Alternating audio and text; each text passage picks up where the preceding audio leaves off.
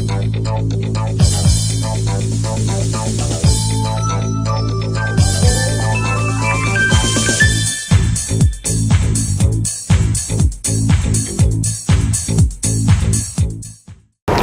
lagi bersama saya Antoni Sarif di acara Good Golden Morning Motivation. Oke teman-teman, tadi kita sudah membahas bagaimana punya tujuan. Balik lagi, Anda harus punya tujuan. Saya cuma mengatakan, kalau Anda punya tujuan, Anda harus bikin tujuannya secara detail teman-teman. Harus secara detail, harus secara spesifik. Impian Anda akan terwujud. Kalau nggak spesifik, maka Anda nggak akan pernah tercapai sampai kapanpun teman-teman. Nah, saya cuma mengatakan gini, kalau misalkan Anda sudah membuat impian Anda, mempunyai bikin impiannya, Anda pengen punya rumah dan sebagainya, yang harus saya sarankan adalah lakukan adalah setiap pagi. Kapan teman-teman? Setiap pagi Anda harus baca. Anda harus baca impian Anda setiap pagi. Khususnya saya sangat menyarankan ya, ketika Anda bangun tidur, baca dulu ya, Anda baca dulu goal Anda, impian Anda. Setelah itu Anda lanjutkan, saran saya adalah lanjutkan dengan bersyukur. Dengan Anda melakukan bersyukur, hasilnya akan berbeda efeknya nanti teman-teman. Impian Anda akan terwujud dengan lebih baik. Saya cuma mau mengatakan pada teman-teman, kesimpulannya adalah ketika Anda membuat sebuah goal, impian Anda 5 tahun atau 10 tahun yang akan datang, Anda buat dengan baik, dan Anda lihat bagaimana adalah langkah-langkahnya untuk mencapai ke sana. Apa hambatannya? Langkah-langkahnya untuk mencapai ke sana, hambatannya apa? Nah, hambatan ini yang perlu nanti kita lakukan pembersihan. Kita bisa melakukan terapi, kita akan melakukan coaching atau apapun, itu bisa dilakukan prosesnya. Yang paling penting adalah Anda punya dulu tujuan. Saya cuma mengatakan bahwa semua pada dasar manusia bisa mencapai impian itu. Semua manusia, tidak ada seorang pun yang tidak bisa mencapai apapun yang diimpikan. Kecuali orang tersebut menganggap bahwa dirinya jelek. Dia menganggap dirinya tidak mampu, menganggap dia tidak bisa melakukannya, maka dia tidak akan berhasil sampai kapanpun. Dan yang paling penting adalah kita harus percaya bahwa Tuhan pasti akan membantu kita. Betul nggak teman-teman? Saya cuma mau menceritakan satu hal. Ketika waktu pertama kali kehidupan saya kondisinya lagi berantakan, saya nggak punya income, saya habis-habisan gitu sekitar beberapa tahun yang lalu. Pada saat audisi saya jatuh, saya ingat banget, saya kondisinya benar-benar, saya ingat banget, saya punya uang cuma 100 ribu rupiah. Saya cuma punya uang 100 ribu rupiah, saya cuma ngambil di ATM, kalau diambil ATM, kalau 100 ribu bisa ngambil berapa? Cuma 50, sisanya nggak bisa diambil ya, betul ya? Karena buat pegangan di bank. Saya nggak bisa ngambil uang itu dan saya nangis, ya Tuhan, uang saya cuma 50 ribu. Istri saya baru melahirkan anak kami yang kedua, Jenis, waktu itu. Dalam kondisi itu istri saya juga tidak bekerja, kondisinya tidak bekerja. Saya juga kemudian bertekad untuk melakukan mengajar pada saat kondisi tersebut. Kondisi tersebut keuangan saya sudah habis dalam posisi waktu sales director biasa, karena saya tidak memahami tentang cara menabung yang benar, cara mengatur keuangan yang benar, akhirnya uang saya habis semua. Dan saya masih punya hutang, dengan untuk cicilan rumah, cicilan mobil dan sebagainya pada saat itu. Dan apa yang terjadi kondisinya, saya lihat saya jatuh dan saya ngerasa, ya Tuhan, saya nggak punya uang sama sekali, dan saya nangis. Dan saya ingat banget, saya telepon sahabat baik saya telepon beliau. Sahabat saya itu adalah kebetulan juga seorang trainer, dia udah bikin buku The Art of Enjoying Life, Teddy Prasetya namanya. Saya telepon dia, bro, gue nggak punya uang nih, gue bingung, gue harus ngapain, ya. Dan Teddy ngomong sama saya begini, Rif, kenapa? Lu mau pinjam uang? Enggak. Gue nggak mau pinjam uang. Saya nggak mau pinjam uang. Saya cuma butuh dukungan, support moral. Yang paling penting itu ya teman-teman, betul nggak? Ketika kita jatuh ada sahabat kita di sebelah kita, betul ya?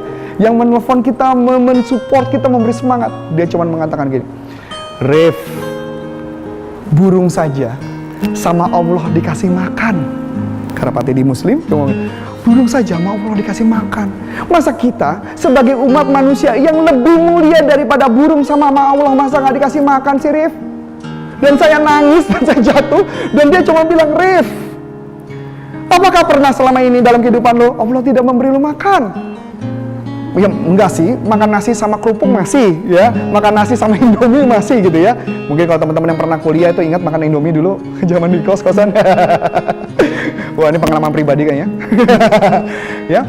Jadi Saya cuma bilang saya masih melakukan itu, bro. Anak lo apa kekurangan? Enggak. Saya malah bersyukur banget anak saya yang namanya Jenis itu, puji Tuhan, istri saya ASI-nya lancar. Berarti menghemat susu ya. Nggak perlu susu kaleng ya, dan dia minum ASI terus menerus sampai dia umur beberapa tahun gitu ya. Dia minum ASI gitu. Dan saya bersyukur banget, luar biasa. Saya bilang puji Tuhan, bener juga omongan teman saya tadi itu. Tuhan tidak pernah meninggalkan kita. Tuhan tidak pernah meninggalkan kita pada saat kondisi jatuh.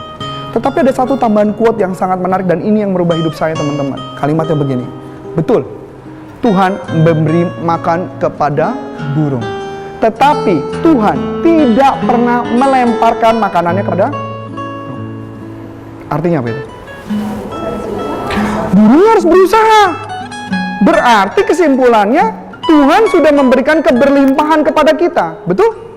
Tuhan sudah memberikan segalanya kepada kita, tetapi tergantung usahanya kita sendiri.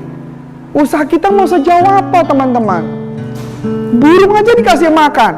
Berarti kesimpulannya, tapi Tuhan nggak dilemparkan makanannya. Burungnya harus terbang, harus cari. Masa kita umat manusia yang lebih mulia daripada burung, masa nggak mau berusaha? Masa nggak mau mencari? Saya ingat banget dulu ada chatting sama saya juga, chatting sama saya nanya, Pak, ada teman saya nih Pak, dia bilang, kok kenapa ya saya sudah buka bisnis, buka toko, tapi bisnisnya nggak berjalan, nggak sukses. Dia menganggap bahwa Tuhan belum memberikan rezeki buat dia. Tapi saya balik lagi, teman-teman, tadi kalimatnya apa tadi? Burung Tuhan aja tidak melemparkan kepada makanan pada burung. Berarti apa yang harus dilakukan sama burung?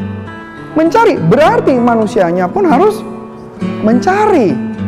Dan balik lagi, tadi kita ingat mungkin kalau di episode berikutnya sebelumnya ada event plus respon sama dengan outcome.